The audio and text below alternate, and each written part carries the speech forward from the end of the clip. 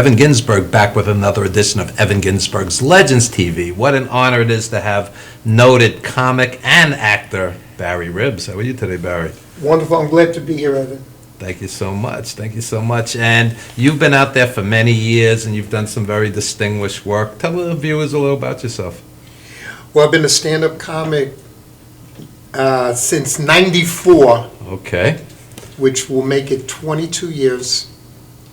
And my uncle was a Borscht Belt comic by the name of Danny Leeds. So I guess in a way I'm living a dream.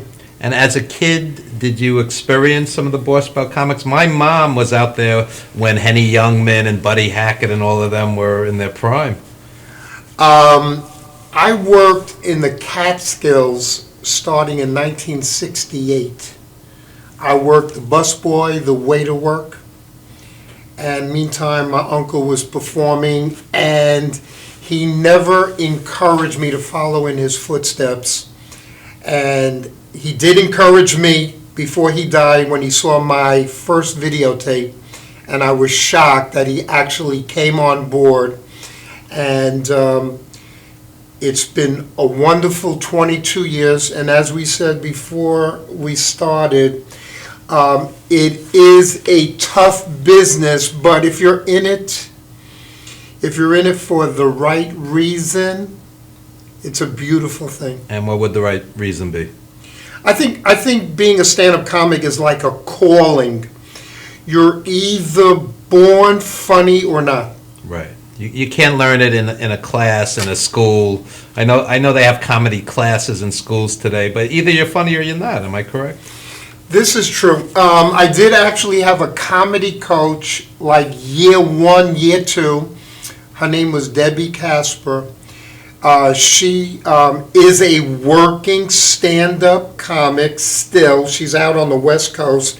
And she gave me a few pointers. And subsequently, I've had a bunch of mentors.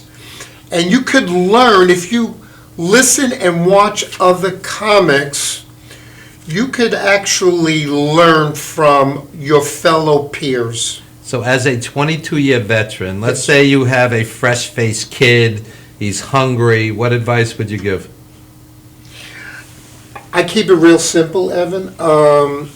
I tell anybody who gets in the business, it's all about stage time.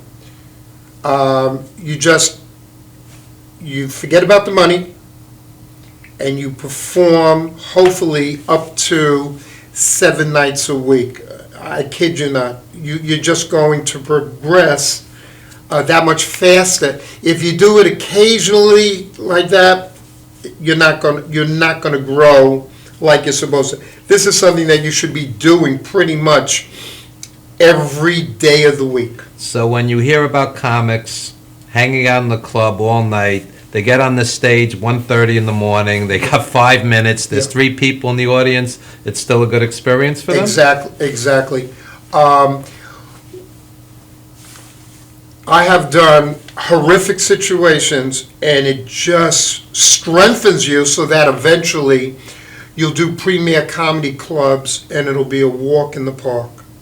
Interesting. And what would you tell a young comic as far as the business side? This is show business. What should they do that maybe they're not doing? The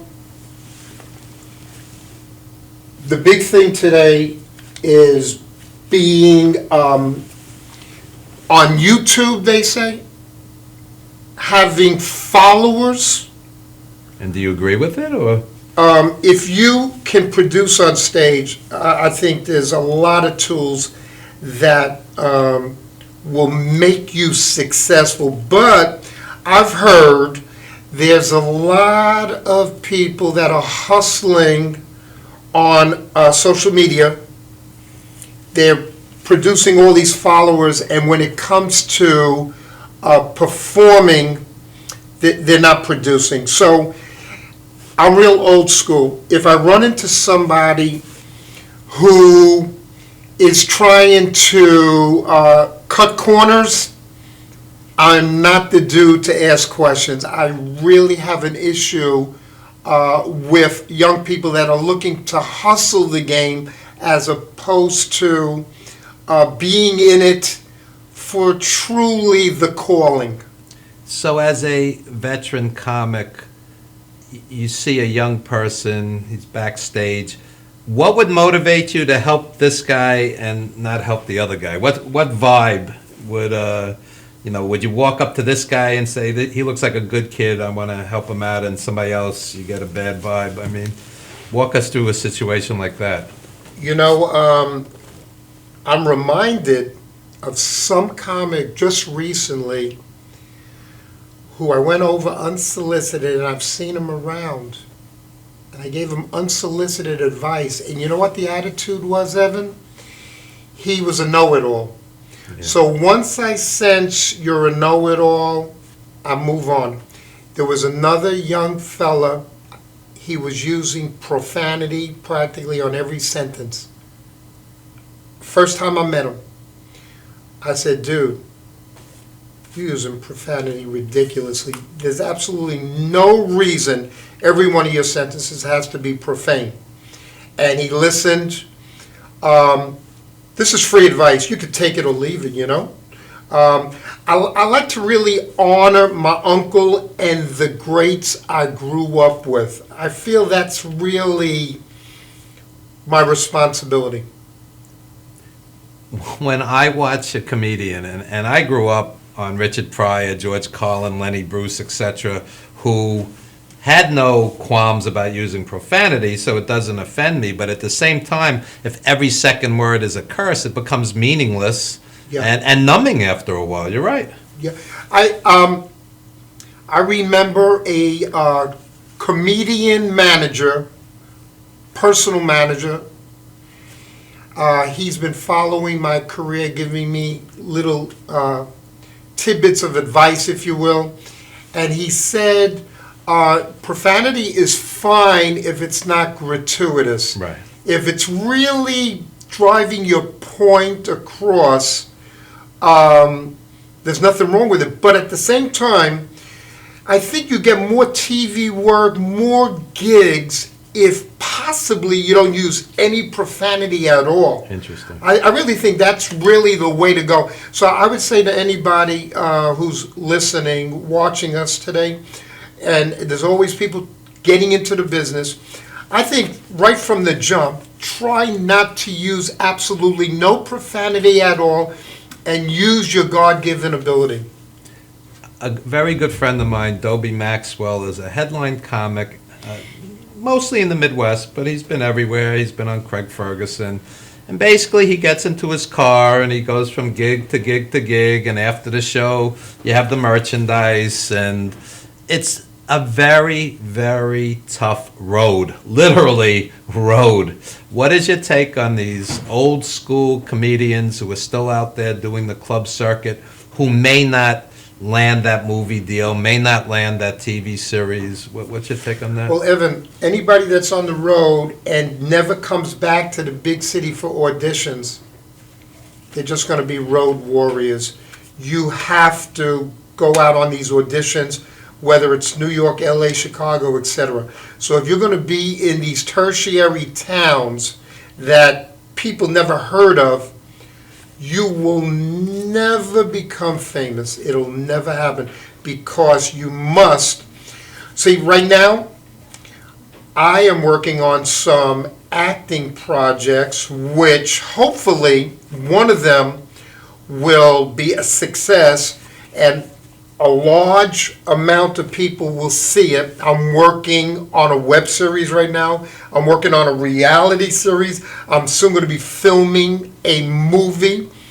If anyone, if not all three hit, then people will see me there and then want to see me live at a particular club. That's Comedy 101. So I have to do that because, like you said before, it's show business. Right. Instead of me working, making X per week, if you luck out and land something like the Hangover series, a Seinfeld sitcom, etc., etc. You'd be a perfect wacky uncle on a sitcom, clocking in cash. Yeah, yeah. I've been told that before. I could see myself following in the footsteps of a Michael Richards / Kramer sort of career. Right. Somebody just hit me up yesterday. They would like me to play an evil doctor.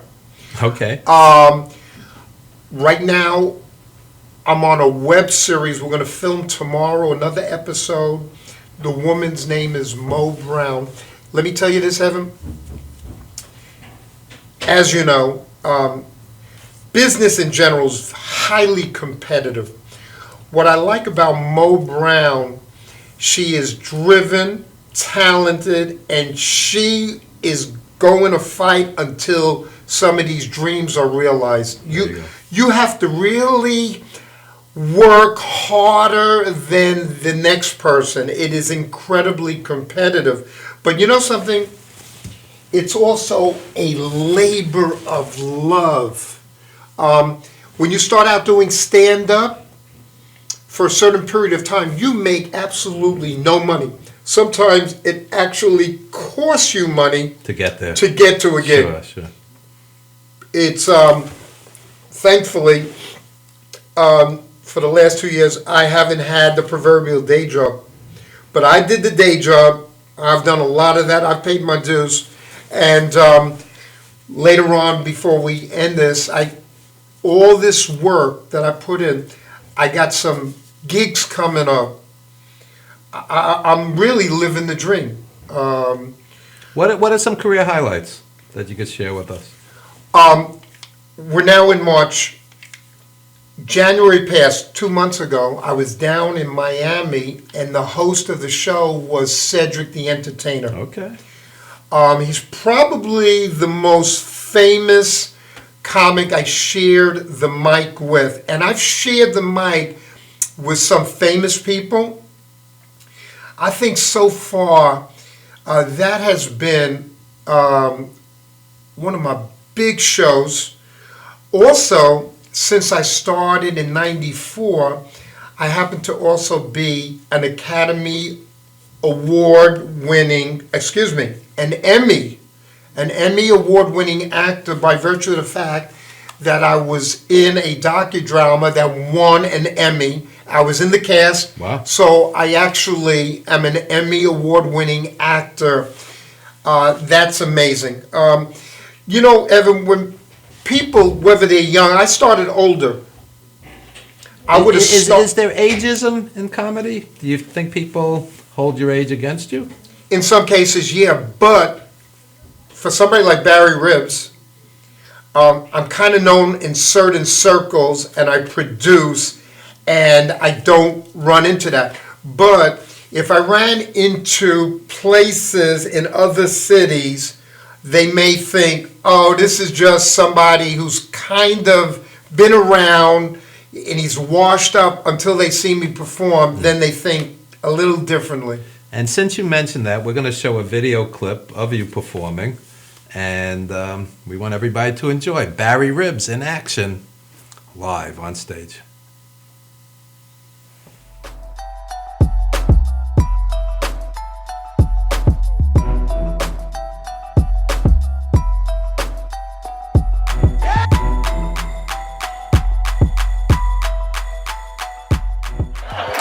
My dream is to be with a black woman who's going to take it for the team.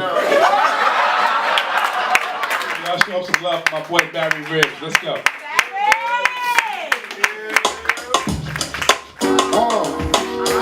So thank you, DJ, on time. Love to be around the young brothers. No homo. Call me son. That shit makes me feel young. If I ever come back, I want to come back with black skin. Black skin lasts a long ass time. Yeah, white skin ages very quickly. I'm only 25 years old. This my man Barry Rich. Just comments do not like to hear certain questions from you all. Here's the one that I hate the worst, okay? Are you still doing comedy? While I'm on stage. When I was 9 years old, my first black friend was named Rodney Dunlap. Rodney used to steal my Hebrew books, which led me to believe at a very young age that all black people were Jewish. Ladies, if you're hot and you know it, make some noise. Ladies, if you think you're hot and none of us look, make some noise. That's what I thought. Young people, do not look to me as an older man for guidance. I am trying to find the answers to life just like you.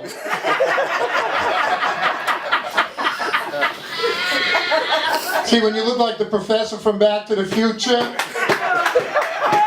people think you have answers and shit. I just got a GED from Canarsie High School. That's it.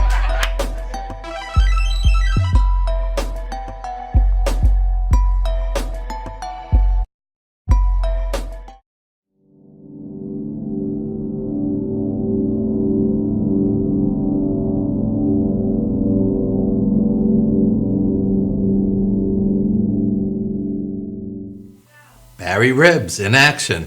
Excellent, excellent. So Barry, when you look back at your career, what are you proudest of? You know something? I think about this every day, that if I didn't hit the stage February '94, I feel really blessed. The word blessed is overused, but for me, the mere fact that I gave it a shot. So in general terms, I feel very blessed that I started my career, and it just, people basically around my age now are thinking about retirement. Right. And retire will never happen. So I saw guys like Henny Youngman on stage. They were in their 80s. Why retire? exactly. One of my favorites, Don Rickles, he still performs. Yeah, I saw him 2-3 years ago. Still great. Exactly. 90-ish. Is that right? He's about Late 90. 80s, yeah. Yeah. So these older comics are really my role models, in the sense that hopefully I will still have these brain cells working, and I can perform well into my 80s, 90s. I think, wasn't Bob Hope close to 100, and George Yeah. Burns and stuff? That's right. Who are some of the comics that influenced you? I love Dick Gregory, Mort Saul. I love Brother Theodore. Brother Theodore was tremendous. You know, I ran into you on Facebook because I was impressed with the fact that you can drop names. Oh, I'm not dropping names. I've seen these guys. Dick Gregory comes out with a newspaper, does 90 minutes off the top of his head. The guy's a genius. Yeah, he certainly has a point of view. People from time to time will ask this silly question. They always ask comics, who's your favorite? Some comics I know, they idolize one particular comic. They got all their records, etc. That's not me. I have many that I love. Some are not even known to your audience out here. A couple of names. Back in the 70s in LA, there was two terrific comics who were so intimidating that I never even thought of auditioning in the 70s at the Comedy Store. There were two guys. One of them is still a Facebook friend. His name is Barry Diamond. Okay. He's done a few Seinfeld episodes. And there was another comic named Johnny Dark. So those are two I remember from the 70s that didn't necessarily blow up. I'm not familiar with Johnny Dark, but I know Barry Diamond still works. If you had to twist my arm, who I really like, this may shock you a little bit. I'm a big Howard Stern fan. Okay. And I am a big Don Rickles and Pat Cooper fan. Yeah, Don Rickles is hilarious. love Don Rickles. Matter of fact, I made the mistake, and for any young comics that are starting out, if I can give them a little advice, I thought when I started that I was going to be Don Rickles Part 2. No. You can have a fave, you could be influenced, but you got to be yourself. Sure. And that was I was told that by my first mentor. I like to shout her out, Gladys Simon. She told me the best advice: be yourself. And speaking of advice, here's a very important question. What is the line that you can or can't cross? I'm Jewish. I've laughed at Gilbert Gottfried doing Holocaust jokes. Okay? I've seen black comics do slavery jokes. But what I have been told by my comedian friends is you cannot do a 9/11 joke on 9/12. What is the line as a comedian? What will you not cross with, when you're out there? Today they'll put you on YouTube and demonize you in 2 seconds if you say the wrong thing. You know what, Evan? Old school again. I think my job is to really have the people get back in their cars or wherever transportation, and that they really had a good time. When you cross that line and you are offending, and I'm not talking about PC, but if you're saying inappropriate stuff that's just not funny, you haven't done your job. But what if it is funny and it's still too raw? A celebrity just died and you make a joke about them, for example. Yeah, I think I'm not really good with the cliches, but there has to be a little time Right. that goes on. 9/11 jokes, I don't know if that'll ever be funny, actually, Right. since you pointed Well, that the out. Holocaust is comparable. I mean, people do Holocaust jokes. People do slavery jokes. They're all horrendous occurrences, but like a Gilbert Gottfried, for example, he's in character and it's over the top. He's not doing it as political commentary. Well, here's the deal, and you've heard this before, I'm sure. If Don Rickles was starting out his career today in 2016, he may not have legs at all, okay? Too hypersensitive, right? Yeah, we live in different times now. Lisa Lampanelli is a success. She's the last of the insult, so to speak. Don Rickles has a fan base. Gilbert Gottfried. Matter of fact, you mentioned Gilbert Gottfried. I finally saw him about a year ago. That dude is a wonderful stand-up comic. It's tremendous. Wonderful. Richard Lewis I like also. Richard Lewis is great. Believe it or not, I saw Richard Lewis at the first comedy club in America. You probably noticed it was called Pips in Brooklyn. Yeah. I saw Richard Lewis, early 70s, Richard Lewis, Billy Crystal, and David Brenner Wow. at Pips. Wow. So I go back a long way. I've gone to school on all these greats, and I pray that after all's said and done, people are going to know Barry Ribs as a real great stand-up comic, and I'm working at getting better and better. It never ends. That's great. And Barry, tell people where they can find out more about you, websites, upcoming gigs. Okay, it's Barry Ribs, RIBS, and I'm on Facebook. I'm also on Instagram, Barry_Ribs, RIBS. I have 3 shows coming up. I hope to see. This goes nationwide, this show? Worldwide. Worldwide? Internet TV, worldwide. Okay. So you have to say this in multiple languages. Chinese, Korean, no, I'm kidding. Yeah. I hope you tell me if you come to any of these shows. You saw me on the Evan Ginsberg show.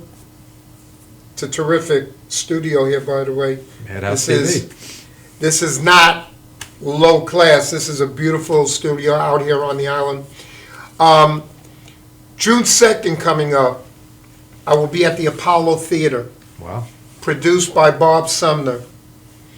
Then the next month, July 1st, I will be out in Spokane, Washington, the Pacific Northwest, at the Bing Crosby Theater. That's July 1st.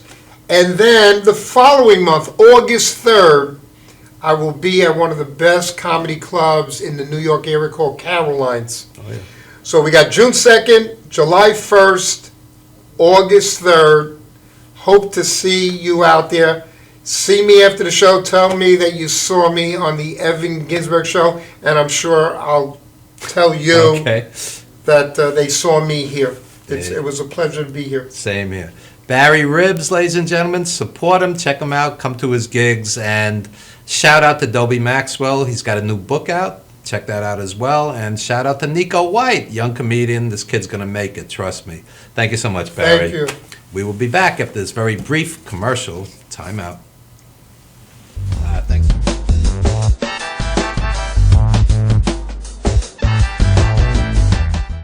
Hi, I'm going to do a live commercial. Hi, I'm Renee Marie, the president and founder of Renee Marie's Language of Love Foundation. I would like to personally invite you to our second annual telethon held right here on Madhousetv. Did you know that nearly 80% of strokes could be prevented? By knowing the signs and getting to the hospital within a 4.5-hour window, you could save your life or someone's you love life or anyone's life. Strokes do not discriminate who it affects and at what time. A stroke can happen at any time and play a huge impact in your life. Do you know what aphasia is? It is a result of a stroke or brain injury, which affects the ability to speak and communicate. Think about how you would feel if you cannot express yourself, even in the simplest forms. I am blessed to say that I am a stroke survivor and can humbly speak of the experience of how it feels to express myself, to not be able to express myself, and not to understand. It is devastating. Please join us on March 20th, 2016 on Madhousetv for a Language of Love telethon, which supports strokes and aphasia. You can visit our website at www.languageoflovetelethon.org. Together, we are lifting our voices and changing the face of strokes and aphasia locally and around the globe. God bless you, and I'll see you on Madhousetv on March 20th, 2016. God bless everybody. Ciao.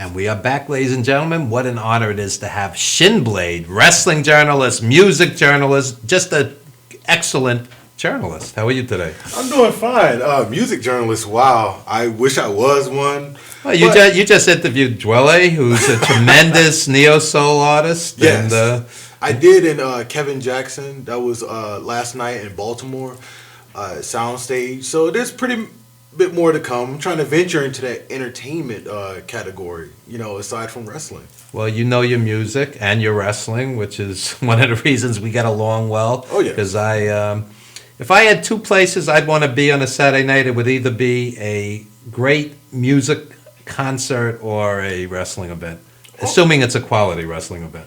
Yes, I've been to some wrestling events where, it doesn't drive. It doesn't, it makes you look down on your smartphone like all night. Yeah. But again, I try to be positive and give advice whenever I can. I don't know everything in the business, but I try to get to the point where entertaining the fans. And then there's some events where they want to do too much in high spots and Too much, like 18 matches with ticket sellers. The kids don't even have gear. They look like kids from the high school, and they're doing 37 high spots, no psychology. And by the time the quality match comes on 3 hours later, you're numb already. I mean, I talk to indie promoters, and I've been around this forever. I mean, forever. and like they listen with one ear, but in their head, they're still going to push their cousin, their buddy, their girlfriend, Yeah. and they're really not absorbing what you're saying a lot of the times. Well, a lot of times in wrestling, let alone entertainment, you have to know psychology. So even if your relative, cousin, neighbor, wife's baby mother or whatever, Yeah. who wants to get into business, if they're not connecting with the fans, don't put them in. They don't deserve to be in that main event. Here's psychology. If you miss one spot, don't stop like a deer in the headlights and look befuddled in the middle of the ring. We've seen that before. We've seen that many times. We've seen that many times, and it just looks insane. I mean, not to pull the Connecticut wrestling out, but that happened to Jericho just recently, which he improvised it pretty well. He didn't stop. He knew what was going on, and he stopped the match with his integrity. Yeah, Adrian Neville, for those who don't know, I believe he fractured his foot. Somewhere like that, and one thing about online, they said Jericho broke kayfabe in order to stop the match, which I don't think that was breaking kayfabe. Breaking kayfabe is like you shut your character down completely for the other guy, and you stop it. Pushing the referee when you're a heel is completely great. You get yourself disqualified throughout the match. What was broken was the guy's foot. Yeah. That's what was really broken. Yes, it was. And people just, say he broke kayfabe. Oh, okay, since we're on that, and we're both wrestling people, here's my point of contention. These guys, they're not superheroes. They're not action figures. If you're doing insane spots night after night after night, and a lot of these guys are working 200 nights a year, yes. At some point you're going to break. It happened to Rey Mysterio again and again and again. Mm-hmm. And any of these flyers, at some point you're going to land wrong, or just the wear and tear on your body, something's going to give. And the WWE, the past couple of months, has had one major injury after another. I mean, the biggest names that they have, one after another. At some point, you just have to say, it's not worth it. And I understand it's almost like an assembly line. Who's bigger than Steve Austin or The Rock? They leave. Mm-hmm. There's always somebody else. Yes. So that's one way of looking at it. Speaking of that, what I find amazing as an old school fan, WWE will advertise an event and not even tell you what the matches are sometimes.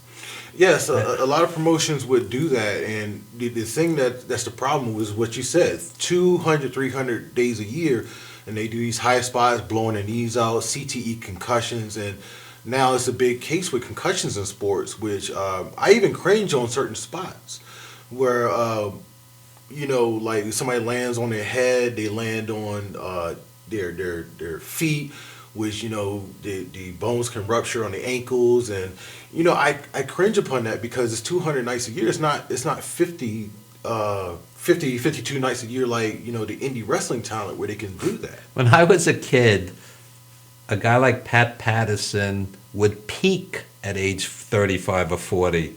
He'd come into WWF, he'd main event, he'd be the number one heel at 35 or 40. Today, a lot of careers are over by then. When I was a kid, you'd see guys who were in their 50s who were still main event guys because they weren't doing the insane high spots, the career ending. So here's my big question, and I'm not directing this at any one promotion in particular, but at what point, what is the line with, is it the athlete's fault for doing something dangerous, or is it the promotion's fault for encouraging it? Because, for example, tables, ladders, and chairs. There's no other business where you would expect your employees to fall off of a huge ladder. Yes. And I mean, the guy got hurt, like big surprise. Mm-hmm. So where is it the promotion's fault, and where is it the wrestler's responsibility for just doing something he shouldn't have done? Well, for me, I think the wrestler's responsibility, I think, is half and half. Because the promotions wants to make money, they want the audience to be engaged into the product and the matches. Now, the athletes that are in there, they have to have the audience attention as well and hold up to them so they can move up in the ranks and make more money. And the demand gets to the point where everybody expects a high spot even in the first match of the night. Now, I agree with first, second, and third match of the night. You have to outshow the main event. That's what your job is to do.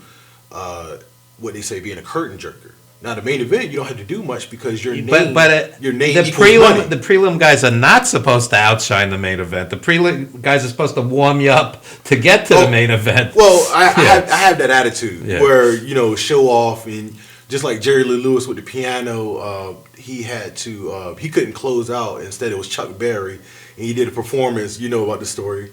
He did a performance where he burnt the piano, walked to Chuck Berry, and said, "Follow that."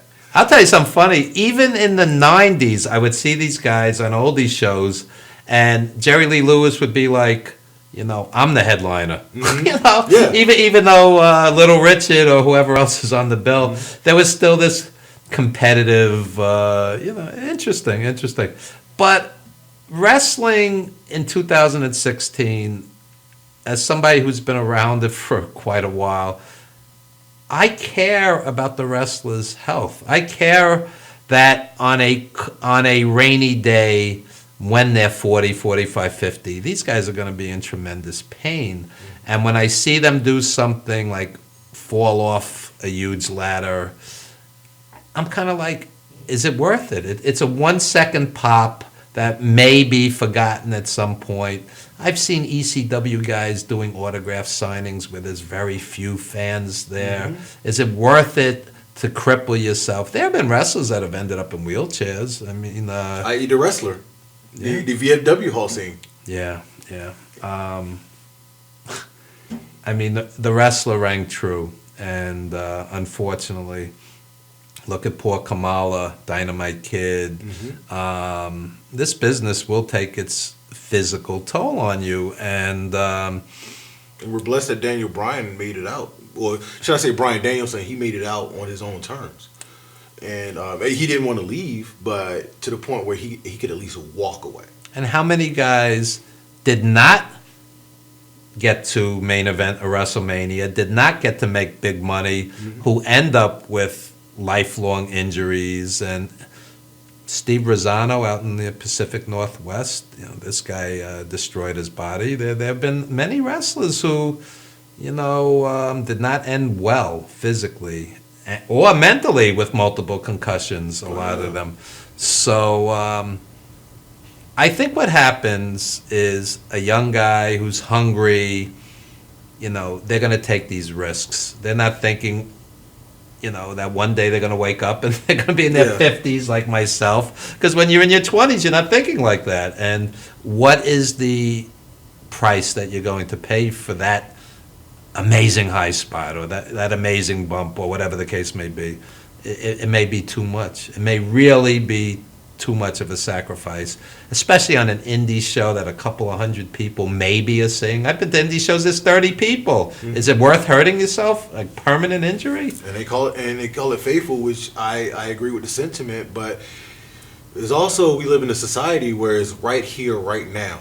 I mean, nowadays, in the days of wrestling, I remember as a kid, there were two guys that never set foot in the same ring for about 6 to 8 months, and when they did, it was an explosion. I mean, they did the house shows, just to know how to work with each other. But on TV, you just never saw them in the ring. And when you did, your blood pressure went up. Like, what are we gonna do now? This is gonna be great. And now it's to the point where is that if you don't do it this week, you're gonna lose fans. You don't do it next week, you're gonna lose fans.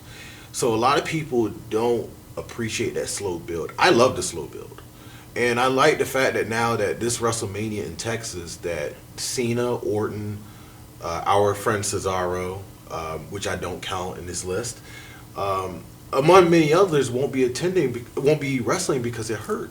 So it's time for the young guys to step up and show Vince McMahon what they're made of. Now Triple H is doing great with NXT. His NXT event on Friday night sold out. WrestleMania hasn't. But it's also in a smaller venue. It is? I thought it was Texas Stadium. NXT? I don't believe so. I don't think so. I may have to fact check. I don't think NXT's got to do, 70, 80, 90,000 tickets. Or unless they tarped off Texas Stadium or I'm not sure, to be honest, Because but because they were in Texas Stadium when they introduced that Texas Stadium was going to be WrestleMania 32. I think the NXT lineup is equal, if not superior, to the WrestleMania. Nakamura, to me, is the finest wrestler in the world. Oh yeah. I think Nakamura is amazing. In fact, what I question is, you have WrestleMania, which is clearly the biggest wrestling show of the year. Wrestle Kingdom? Wrestle Kingdom is probably the second biggest show of the year. New Japan Pro Wrestling, where they had AJ Styles against Nakamura, which was amazing. Oh, my goodness. Amazing. If I were Vince McMahon or Triple H or whoever, I would be putting on the absolute best possible show, which would be Nakamura against AJ Styles, which could be Ricky Steamboat and Randy Savage level great, or Ric Flair, Ricky Steamboat level great, and they chose not to, and I don't quite understand that. Nakamura is not on the WrestleMania card. He's the finest wrestler in the world, and arguably, at bare minimum, top 5 or 10 in the world. I mean, how is this guy not on the WrestleMania show? Well, I was thinking that WrestleMania 33 is all about timing. So with Timing. The guy's a world-class athlete. But also, there's world-class athletes in wrestling, and then there's WWE athletes. Because the one thing that I was so afraid about with AJ Styles when he debuted at the Royal Rumble, that a certain number of the WWE audience wouldn't know who he is or wasn't familiar. And he got a great pop to it. I mean, everybody booed whoever touched him in the Rumble. But it's not a vacuum. WWE has this egotistical, we are the big leagues and nobody else exists. AJ Styles has been out there forever. Yes, He's he a has. World-class, superstar. So is Nakamura. So is Samoa Joe. So is Austin Aries.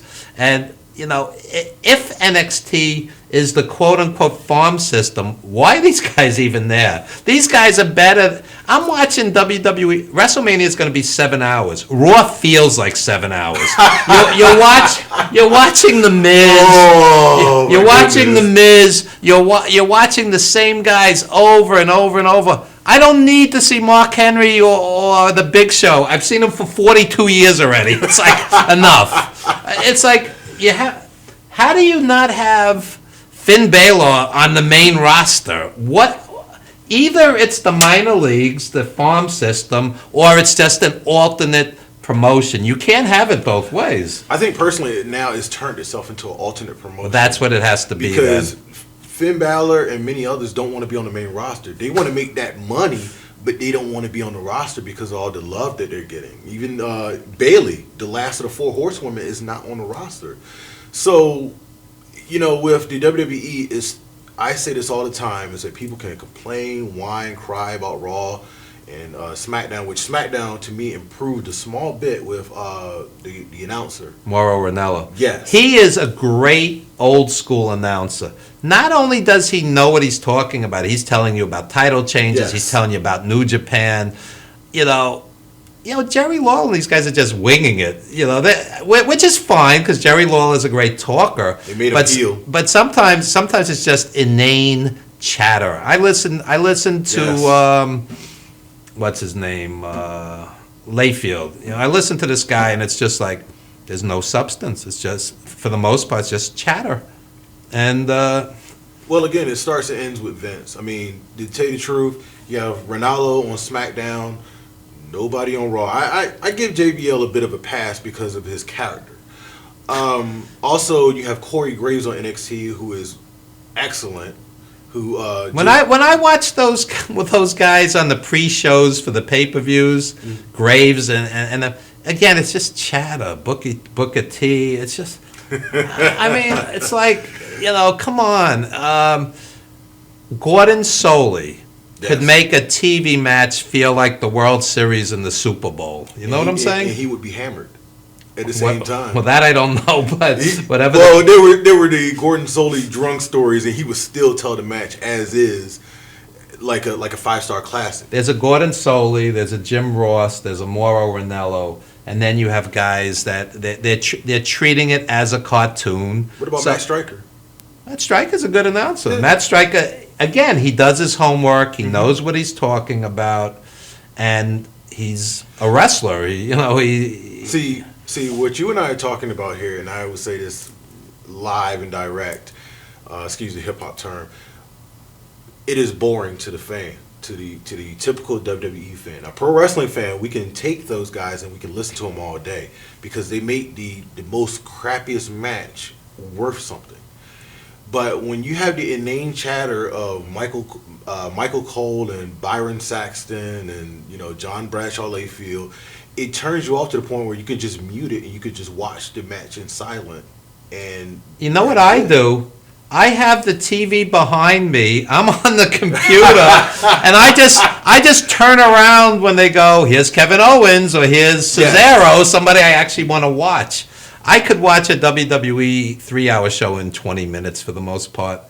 Owens I enjoy, Cesaro I enjoy, obviously AJ Styles. There's a few that's worth your time, and others, it's just... The only thing you need to watch is the beginning and what happens in the end, and you will know everything. I don't need to hear Stephanie and Triple H do a 20-minute monologue ever again.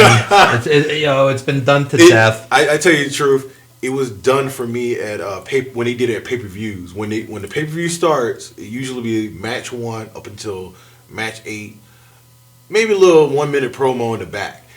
But now they're coming out with 15, 20-minute promos in the beginning, and I'm like, I could be, well, not the Barry, but I could be in the bathroom right now instead of waiting to see what's the first. A lot of times I do like chores around the house so my wife doesn't like berate me. So Triple H is talking. It's like, okay, let me help her with the dishes. I'll come back when Owens is wrestling. And then you can go on Facebook and it's like, Triple H said this, Triple H said that.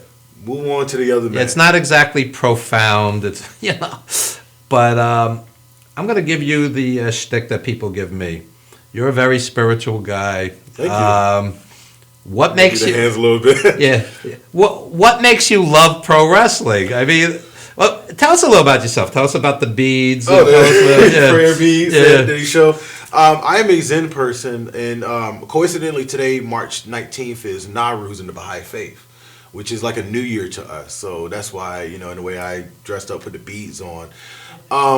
But also for me, I love pro wrestling because as a kid I hated boxing, and two guys in the ring with gloves just hitting each other until Mike Tyson came out and they made it exciting 1-round matches, 2-round matches, and then I see guys in wrestling that they would get beat up like 1 week and then turn around and they would get beat up the same week. They would just keep coming back, and knowing me getting older, I found out they were taped. They would tape like 4 shows in one day. Right. So it was just the colorful characters that came out. It was the mini characters because I never seen it in boxing. Now boxing is slowly, or it has gone today. I remember Prince Nassim Hamed. Yeah. And he had the robe and he had the music, and Mike Tyson just had nothing but music and a towel. Yeah. And just it's more of a show today. So now. It just never leaves me because of the spectacle of it, So as a spiritual, religious, whatever the case may be, do you ever look at wrestling and go, "This is just too violent. It's too offensive. It's too sexist"? Honestly, I did during the Attitude Era. I was never really. As a teenager, you see women with skimpy outfits, so it was given as a teenager. But now as an adult, it's like, would you let your kids watch this? Women openly flashing in arenas and guys pulling their pants down. You want to know my reaction with the women? I don't care how pretty they are. I don't care how much cleavage they're showing. I just want to see good wrestling. And if it's not good wrestling, I'm not interested. I would rather watch a Gail Kim, who's a quality wrestler and also attractive. So that's a total package. Exactly. But if you gave me a choice between the Bella Twins and, let's say, a Sarah Del Rey, I'll watch Sarah Del Rey any day of the week because you're watching a world-class wrestler. Why is she a trainer? She should be. I feel like she should be wrestling. Because the emphasis is the Playboy playmates with the skimpy outfits, and with that's what they feel is going to sell. But I'm an old school wrestling fan. I go back to the Moolah days, and Moolah was not going to win any beauty pageant, but Moolah had legit heel heat. Yes. Moolah would come into the Garden in the 70s, and they hated her. Yes. I mean, she was the real deal, okay? So, there's you talk about the diva revolution. If you could name 10 great diva matches, I can't. I'm not asking you to do it. I don't want to take the next half hour, if you say no NXT, I couldn't name it for you. If you said no NXT, no New Japan, I couldn't name it to you. Maybe like 2 knockout matches and that'd be it. But honestly, I enjoy Gail Kim every time I see her. I wouldn't say any of these I'm going to remember 20 years from now. It's not Flair and Steamboat again, Well, women's wrestling has a big flack. Back in the day, they weren't getting paid. Moolah would do her thing, but she wouldn't get as paid as much. Now the women are doing mixed martial arts training and BJJ, Brazilian Jiu-Jitsu, and it is more, and I'm a technical wrestling fan, by the way, is more enjoyable. So the skimpy outfits doesn't do anything for me, because in the real street fight, the woman would lose her top in like a minute. I've seen that on YouTube where you got some grotesquely disgusting 400-pound girl losing her clothes, brawling in the street, and I'm like, I didn't need to see this. I'm gonna go blind. Can't be unseen. That's right. But really, I have a Facebook friend that he's a friend of mine in good life. Shout out to Historian Ed in Baltimore. He said watching the Divas now is more enjoyable than back then, because of the training. They have the looks and the training at the same time. All you have to do is let the promoter let them apply that training when they have their matches. I mean, I'd rather watch the Japanese women wrestlers who are wrestling machines, a lot of them, than 19 out of 20 WWE Diva matches. Okay, I'm going to ask you this.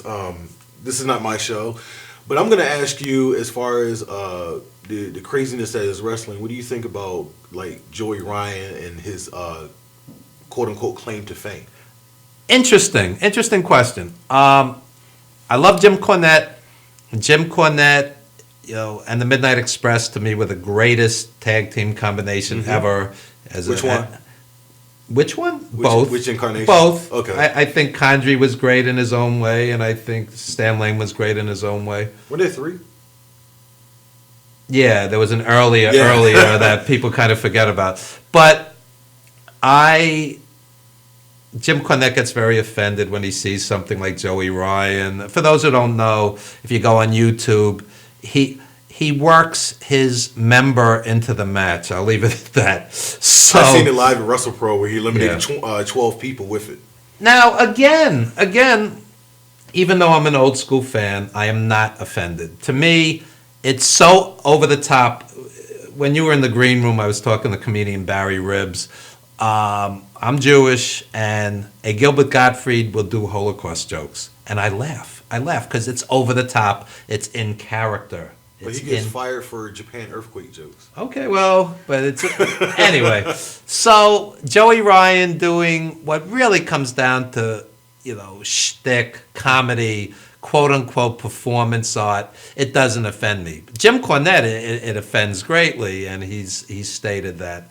So no, it doesn't bother me. What bothers me more is something that's ultra violent. Like, I've seen things where, like, a guy will have something stuck through his tongue, and I'm like, that's really not wrestling. It's more like a geek show. Mm-hmm. And, I mean, I respect that the guy's willing to subject himself to that to entertain.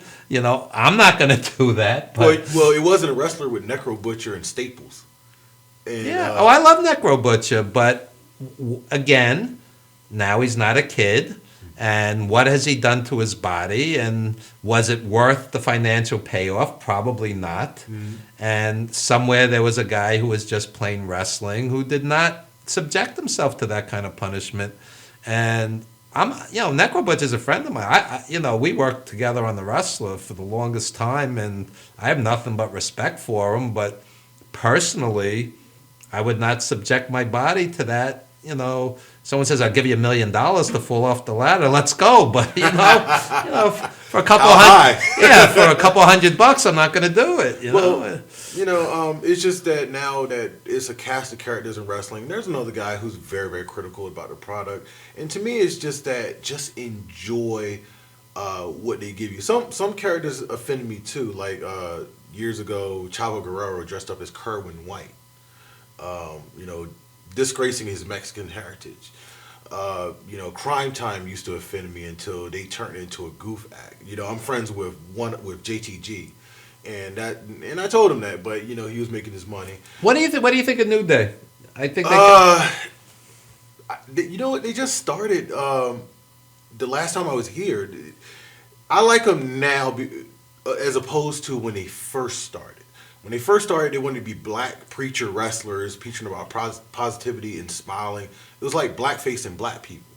And I didn't like that. Then when the crowd booed them, they at least they listened, or Vince McMahon let them listen. And then they turned into a goofy trio of oddball black guys, nerds, which there are black nerds in the world.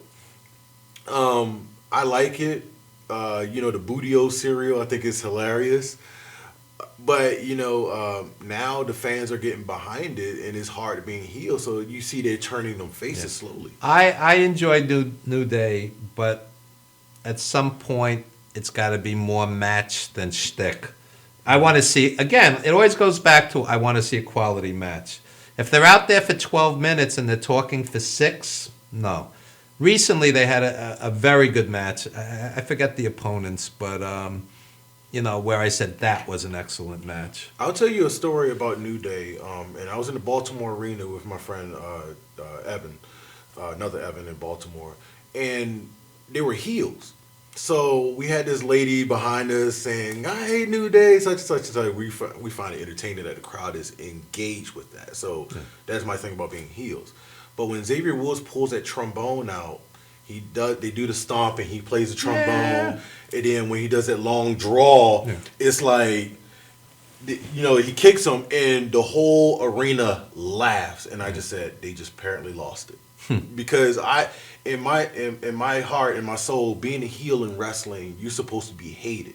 I remember I agree. Back in those days where Bob Orton and Rowdy Piper could not go anywhere without people picking on them. Iron Sheik and Nikolai used to hide in the ambulance and leave in the middle of the show. They had such heat. They were scared they were going to get murdered. Yeah. So, we don't get that today quite as much. Social media is killing it. Yeah. We're going to take a very brief commercial timeout, and when we come back, we're going to talk more wrestling and work some music into the mix as well. So don't you dare go anywhere, folks. More of Legends TV with Shinblade and yours truly right after this.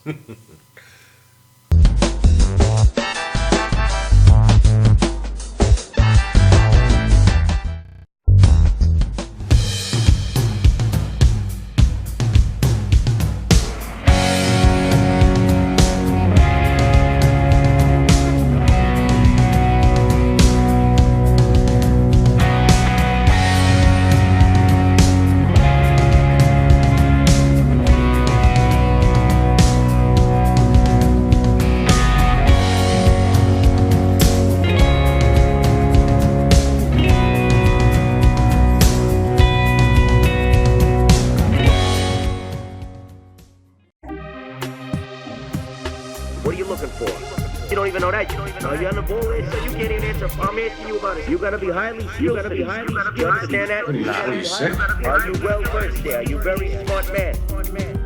Hit me with some funny shit. My shit's twisted. Tell me something. What do you have right there? That's awesome. Well, that's a big. That's nice. You know damn well. That's awesome. That's awesome. Sir, hey, are you interested in twisted not? Yes, I am. Sure. See you guys. That's twisted. You see what I'm saying? You understand me? And if you can't whip out answers like that, that man is liable to go to commercial break, punch your fucking mouth loose. You understand me? Time is up, sir. You understand me? You're on. You're the man. All right, give me your name now. I'm sorry. My name is Willie. Willie, where you working at? We are twisted. We are awesome. Love it. that question again? Galaxy Luxury Coach is a full-service limousine and party bus company. Family-owned and operated, we are an industry leader with over 25 years of experience in providing best-in-class luxury transportation for your special event. Whether it's your precious wedding day, an all-day wine tour out east, your high school prom, that special birthday, or just an amazing night on the town, our professional chauffeurs stand ready to ensure your special event is truly special. Galaxy Luxury Coach has one of the largest and modern party bus fleets in the New York area. Our party buses are simply nightclubs on wheels. Concert sound systems, light shows, lasers and strobes, multicolor LED lighting brilliantly lights your party bus inside and out. For corporate and more laid-back events, we will cater to your specific needs and requests. What sets Galaxy aside from all others in the luxury transportation industry is our attention to detail in customizing our services to your special event. At Galaxy, it's all about you and your guests. Galaxy customers return time and time again because they know they can trust Galaxy to help deliver those lifetime memorable moments. Step aboard and let your Galaxy experience begin.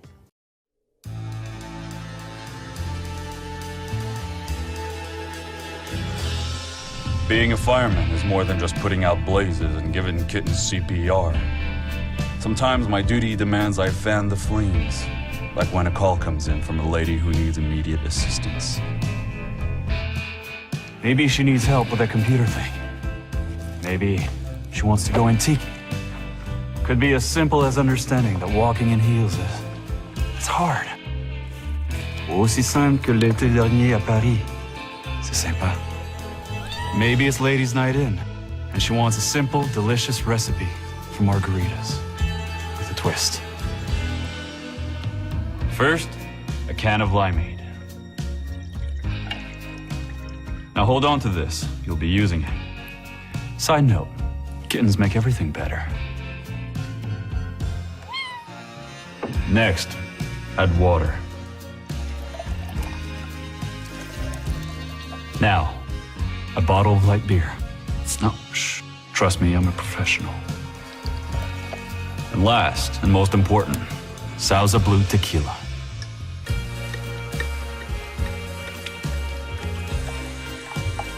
Now, mix it up.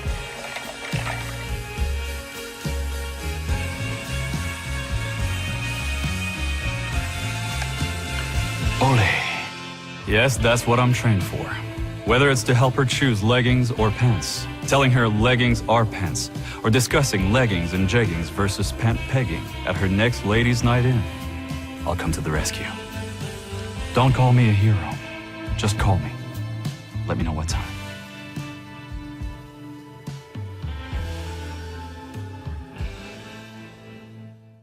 What's the exact street? Well, if anybody knows Amityville Village, you know that Broadway is an extension of Route 110.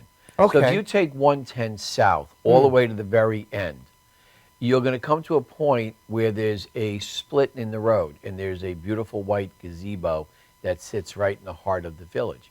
So if you take 110 south and you go underneath the railroad trestle and you're down in the village itself, as soon as you get to that split, before you go to the right or the left of the beautiful gazebo that's sitting there, we are directly on the left-hand side. We took over the old Lang's shoe store. So people that remember Lang's they've been in business since 1929. Wow. And have been in Amityville Village since 1929. So they weren't at the store. They were across the street, but they moved across to where the spot we were in 1962. So they were Lang's shoe store from 1962 in that spot all the way up to 5 years ago. In fact, there's such a buzz about Lang that somebody actually bought the sign that says Lang's since 1929. Wow. So it was an antique item that they're going to be taking down off the building soon.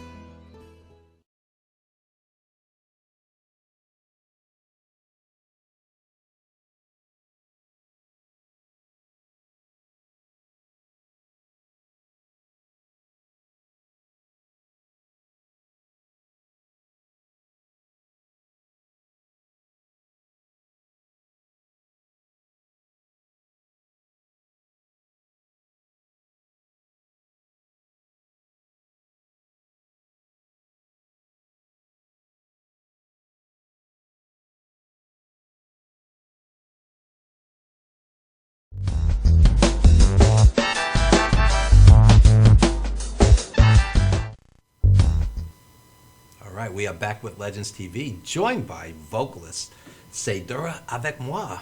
Thank you so much for having me. That is like the greatest name of any singer we've ever had on the show. Yeah. Well, you have to have something that sticks in the mind. You know, I can't be Joe or Schmo or. Okay. Yeah. And so the Cedura. the first time I saw you, you were playing with our buddy Carlton J. Smith, Yes, who I absolutely. think is one of the most charismatic people on planet Earth. He is so he's so animated, and you can't help but to love him. You know, you see him and you just see all possibilities in anything with him. And his life story is amazing. He was a Harlem-based R&B singer who moved to China to follow his dream, and now is based out of Turkey. I know. And so tell us a little about your story. Well, I like to say I get the best of both worlds. I'm a Bronx chick. I was born in the Bronx. And, Brooklyn. Yeah. How you doing? Yeah. But my family moved us down to Atlanta, Georgia. Okay. And I was raised there, attended the famous School of the Performing Arts in Atlanta, same school as RuPaul and so many other artists. I think John Schneider went to that school. Not during my time. Jasmine Guy and so many others. Who are some of your influences? My influences, I made the transition to blues and jazz. But with that, of course, early influence, of course, has to be Chaka Khan. Okay. But who's also done jazz? She's yes, regarded as an R&B yes, singer, she but she's is. done some beautiful jazz as well. Right? Tina Marie. Oh, yeah. Loved her. I saw Tina Marie many times. Really? That's I saw her at B.B. King's once and I cried. Wow. I'd never seen I it. saw her carried off the stage at the Garden. This was Really? back in the 70s. Oh, wow. Yeah. But as far as blues, you can't say you're into blues without saying Coco Taylor. Oh, yeah. You know, I saw her many times. And now my blues auntie, she's adopted me. Sweet Georgia Brown. Oh, yeah. Okay. I adore her.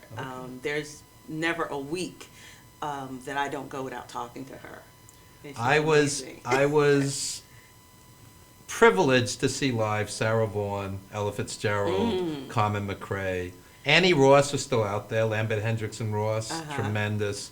Of course, Chaka Khan and all the great R&B singers. And I would say my favorite living vocalist right now is Chaka. Really? Yes, Yeah, she yeah. does so many great things with her voice. It's so intricate, and she puts it.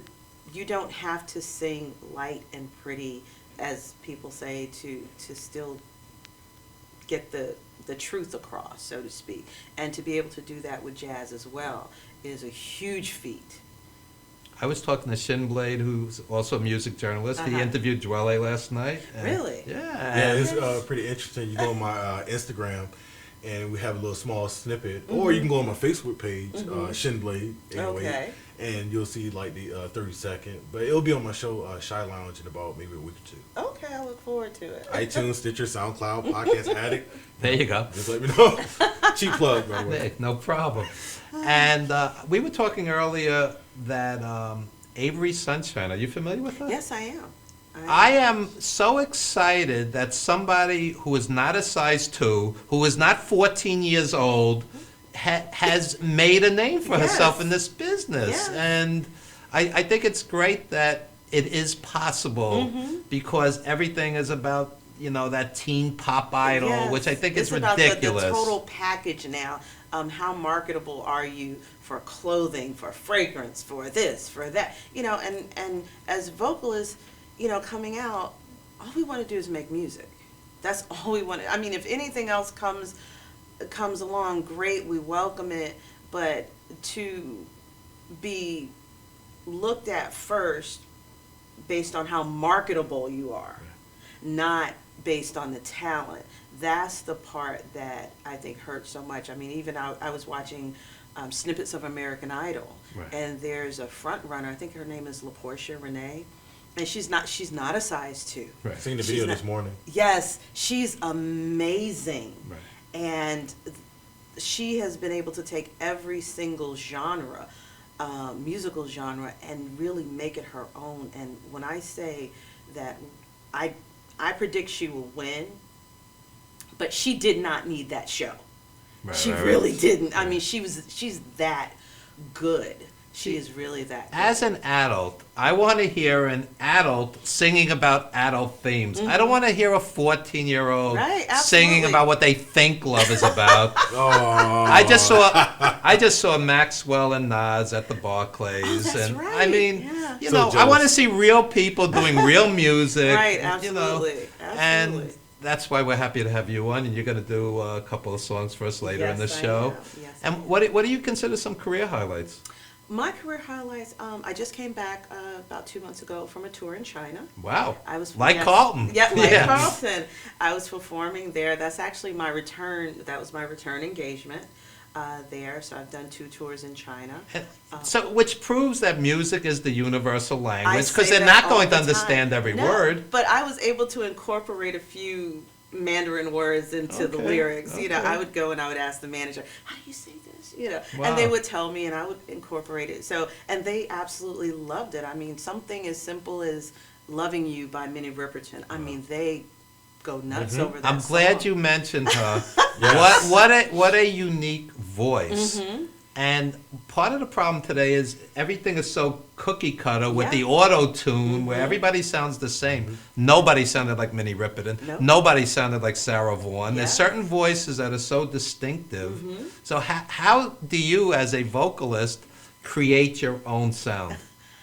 Well, how can I put it? You have to go back and look at those artists. You have to go back. Everyone is influenced by someone. Right. It's unfortunate now you hear artists today, you know, the younger artists, and they'll say, oh, going back to maybe Notorious B.I.G., oh, that Biggie Smalls music, not realizing it's the Isleys. Right, it's the Isleys, exactly. you know. So don't let it stop there. Who have been out there since the 50s. Exactly, you know, with Shout. So I'm like, don't let it stop with this one that you know, research. Right. You know, I actually researched. I mean, a lot of people, they're like, well, you know, there's a song I heard by Billie Holiday called My Man. And I said, oh, you mean the song that was originally recorded by Fanny Bryce?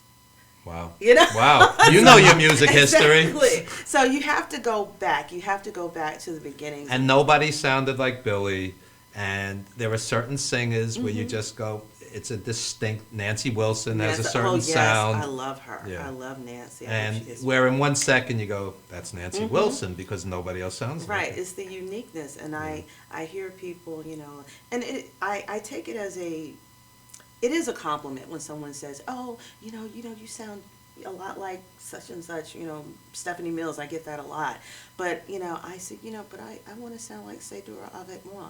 Exactly. You know, so and it's a shame that some of these older artists, and I've interviewed many, we have million-selling artists on the show all the time, they'll say to me, we make our living in Europe and Asia. They can't pay the bills in America, which is criminal. Yes. It's like we abandon our own art. Well, we're so, you know, what's hot now, let's push everything else to the side. What's hot now, let's put, I mean, because even someone like, I think they're saying Kesha, they're pretty much saying her career's over. Iggy, what's her name? Iggy Azalea? You know, they're saying her career is over. You know, and these people, not to say that, you know, I take nothing away from anyone being able to get in the spotlight. You know, if you're able to do it, fine. But everything is so fast right now in the world. We don't even stop to smell the roses of art. We don't stop to smell the roses of music. We don't stop to languish in it. Nowadays, an album or EP, it has a shelf life of, maybe 3 weeks, and then they're pushing it to the side. And meanwhile, I was at a sold-out Madison Square Garden watching Stevie Wonder do songs in the key of life, which will be around forever. Exactly. That's one of my favorite albums. My favorite album? That's What's Going On, Marvin Gaye. Songs in the Key of Life second. Yeah, that's one of my favorite albums. I don't think anybody's ever going to top What's Going On. No. That sounds as fresh and new and relevant today as it did 50 years ago. Yeah. A blind man seeing color. That Songs in the Key of Life is so incredible. It is. And then you go to guys like Curtis Mayfield, the Superfly soundtrack, etc. I mean, these are brilliant, brilliant albums that will always be listened to, always. And there are guys in the pop chart now where 6 months from now you can forget You about don't, them. you won't know. Yeah, exactly. And like I said, there are a lot of great artists. I mean, I went back as far as what is his name? I also sing with several different bands, but I think his name is Bobby Patterson. Oh yeah. TCB, TYA. He moved to Texas, but he was out of Jersey. Yeah. This guy's tremendous. I've seen him. In fact, if he's ever in New York, I want to get him on the show. That guy is a well, showman. Bobby, hey, I'm covering your song. And Absolute shows, showman. Yeah. So I love doing songs too that are not, usually covered by women. So a lot of times I may do a James Brown song. It doesn't have to be It's a Man's World. I may do Think. And not the one by Lynn Collins, but the one that's actually by James Brown. Right. And I think that adds to the uniqueness because you have to be in a different frame of mind just to be able to ingest those songs and birth them, even though they've been covered by someone else. You want to make them your own. Absolutely. I'm glad you said that because there are certain, like for example, Songs in the Key of Life or What's Going On. If you're going to do one of those numbers, you better do it right. in your own style and do it right because you're not going to top Marvin or Stevie. So you have to really take it to a different place. Yeah. I actually cover sometimes, when I was in China, I would cover Lady Marmalade. And I would tell the band leader, no, let's slow it up. Let's make it a ballad. Right. No one does that. And he was like, you can't make that. I said, just watch me. And we made it. And when it was over, he said, I like the way you did that. I said, okay, I know what I'm doing. Right. That's right. But yeah, you have to do your homework. You can't, you can listen to artists, of course, but then you have to, like I said, make it your own. And also have stage presence and showmanship. I've seen some great singers basically sit on a stool, and as great as they are, after a while you go, this is a little dull, Right. So, I grew up on James Brown and George Clinton, and guys like this, they're showmen. Sun Ra, you ever listen to Sun Ra? Is that? Sun Ra's an avant-garde jazz musician. No, I mean, these guys were showmen. Oh my God. Art Ensemble of Chicago. You want some spiritual music. So, anyway, speaking of music, we're going to hear you live after a very brief commercial timeout. Thank you very And please, plug anything you want to plug. Well, there's nothing coming Website? up. Look for me, Seydurah, SEYDURAH, Avec Moi, V as in Victor, ECMOI, on Facebook. You can also Google me. I'm on YouTube as well. And I'm open for private functions, band from duo to full orchestra, and I'm all over. There you go. Yeah. And Shinblade? You can catch me on Facebook.com, shin.blade.808. Catch me on Twitter at Shinsational1. I'm going to spell it SHINSATIONALONE. You can catch me on Instagram under official Shinblade. You can catch my show Shy. I know. You can catch my show Shy Lounge on iTunes, Stitcher, SoundCloud. I archive on YouTube under Shinblade, and also I just found out on Podcast Addict off of Android.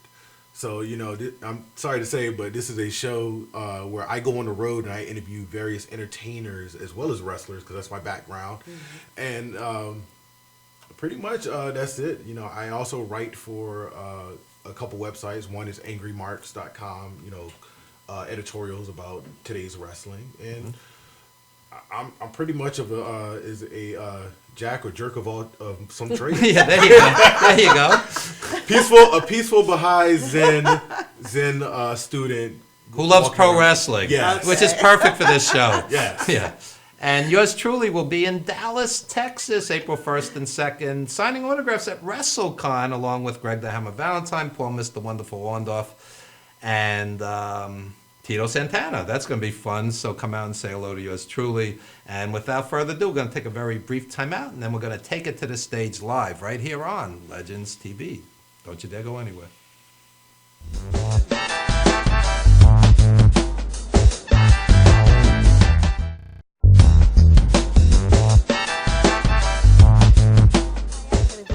Commercial. Hi, I'm Renee Marie, the president and founder of Renee Marie's Language of Love Foundation. I would like to personally invite you to our second annual telethon held right here on Madhousetv. Did you know that nearly 80% of strokes could be prevented? By knowing the signs and getting to the hospital within a 4.5-hour window, you could save your life or someone's you love life or anyone's life. Strokes do not discriminate who it affects and at what time. A stroke can happen at any time and play a huge impact in your life. Do you know what aphasia is? It is a result of a stroke or brain injury, which affects the ability to speak and communicate. Think about how you would feel if you cannot express yourself, even in the simplest forms. I am blessed to say that I am a stroke survivor and can humbly speak of the experience of how it feels to express myself, to not be able to express myself, and not to understand. It is devastating. Please join us on March 20th, 2016 on Madhousetv for a Language of Love telethon, which supports strokes and aphasia. You can visit our website at www.languageoflovetelethon.org. Together, we are lifting our voices and changing the face of strokes and aphasia locally and around the globe. God bless you, and I'll see you on Madhousetv on March 20th, 2016. God bless everybody. Ciao.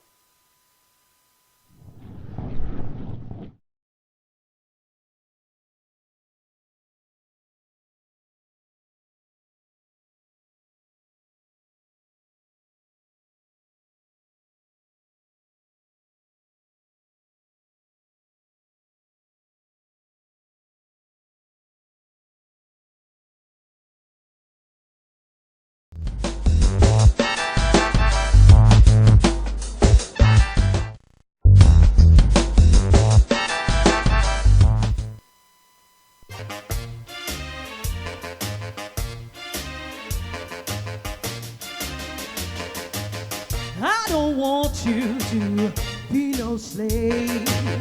I don't want you to work all day. But I want you to be true. And I just want to make love to you. Love to you.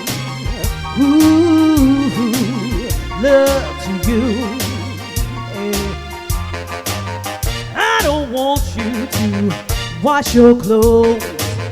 I don't want to keep you indoors.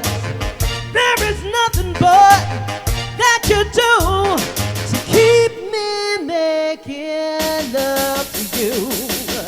Love to you. Ooh, love to you. And I can tell by the way you walk that walk, and I can tell by the way you talk that talk, and I can know by the way you treat your girl. I can give you all the love in the whole wide world. All I want you to do is cook your bread just to make sure you're well fed. There is nothing, boy, to be true, to keep making love to you, love to you, ooh, love to you.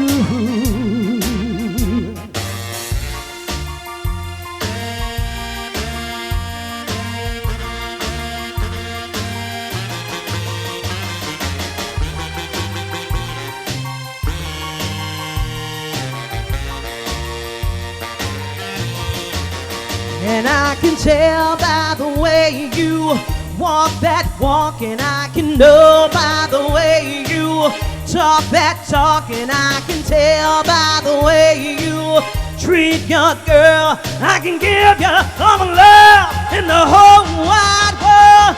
All I want you to do is cook your bread just to make sure you're well fed. There is nothing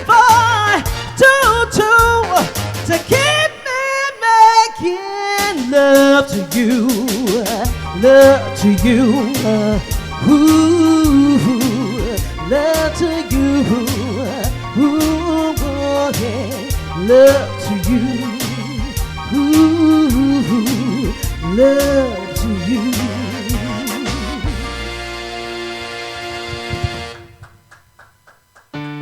Thank you. I don't want nobody always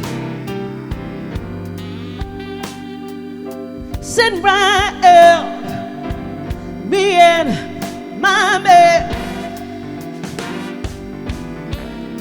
See, I don't want nobody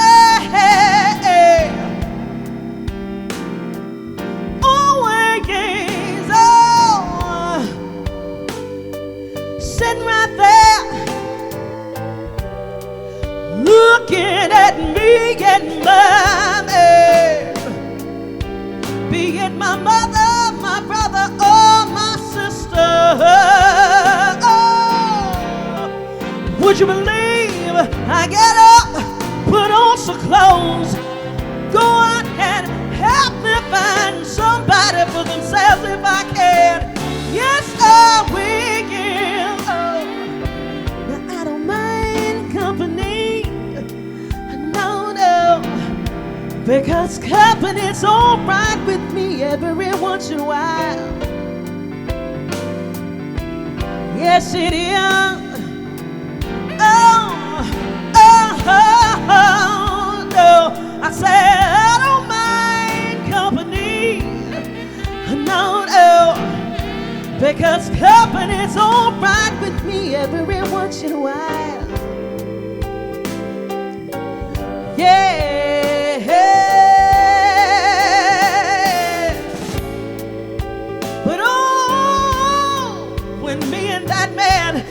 That man gets loving. I dig you, but I just don't have time.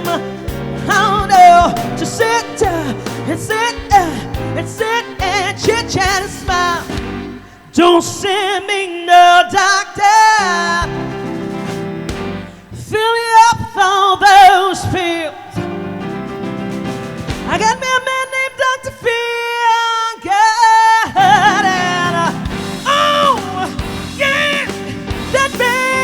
Takes down my pain and my ills. See, Dr. Feel Good in the morning. Takes care of business, yeah. Takes care of business, yeah. Yes, you do, yes, you do, yes, you do. Loving is this man's game. Would you better visit from Dr. Feel Good? You understand why Feel Good is his name.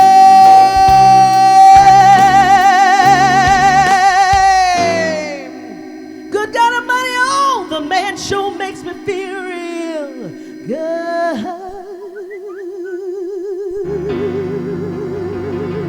Oh, thank you.